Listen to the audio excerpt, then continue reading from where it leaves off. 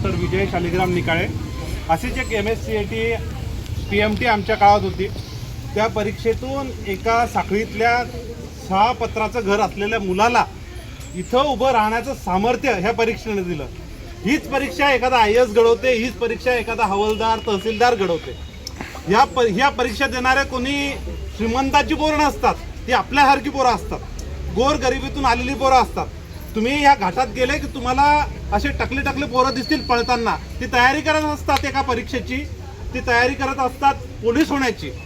तर ह्या ज्या परीक्षा आहे, या परीक्षा आपल्याला न्याय देतात, आपली परिस्थिती बदलण्याची शक्ती देतात। आपण ज्या परिस्थितीतून येतो, समोर उभे राहतो, एखादा डॉक्टर बनतो, एखादा अधिकारी बनतो, हे सामर्थ्य जे आहे ह्या परीक्षेमध्ये असतं। आणि ह्या परीक्षेवरच जर प्रश्नचिन्ह निर्माण झालं तर आपल्या भविष्यावर प्रश्नचिन्ह निर्माण होतं। या सरकारला आपल्याला आपली परिस्थिती बदलू द्यायची नाहीये, त्यांना आपल्याला सडत गडत दीन दलित म्हणून आयुष्यभर सडवायचंय, म्हणून ह्या गोष्टी केल्या जातात। एखादा पेपर लीक होतो तेव्हा ते डिप्रेशन आहे, ते कोणी समजू शकत नाही। एखादा नीटचा विद्यार्थी, आम्ही MBBS झालो, आम्हाला माहिती आहे, रात्र रात्र जागावं लागतं, एक घास तोंडात घालत नाही माणूस की एक शब्द माझा वाचायचा राहून जाईल। आणि जेव्हा असा पेपर लीक होतो तेव्हा डिप्रेशन येणार नाही तर काय करणार? 21 मुलं 21 होत करू मेलीत ती, ते काही साधारण एखादा पोरगा गेला ॲक्सिडेंटमध्ये गेला तसं नाही आहे।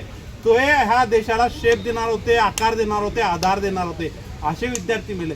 मला ह्या भगिनींना सांगायचं असतं, सुनो द्रौपदी शस्त्र उठाओ कि गोविंद अब ना आएंगे, सुनो द्रौपदी शस्त्र उठाओ अब गोविंद ना आएंगे। कैसी आस लगा बैठी हो बिखे हुए अखबारों से, कैसी आस लगा बैठी हो बिखे हुए अखबारों से, सारे बैठे हैं षंड यहाँ पे, कौन तुम्हें न्याय दिलाएगा। सुनो द्रौपदी शस्त्र उठाओ कि अब ना गोविंद आएंगे। कल राजा अंधा था, अब बहरा और गूंगा है। कल राजा अंधा था, अब बहरा और गूंगा है। होठ सिल दिए जनता के, कानों पर भी बहरा है। तो सुनो तुम्हारे आंसू ये दूसरों को क्या समझाएंगे।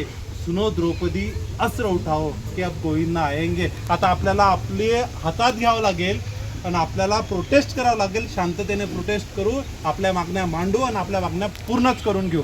जय हिंद, जय भीम, जय महाराष्ट्र।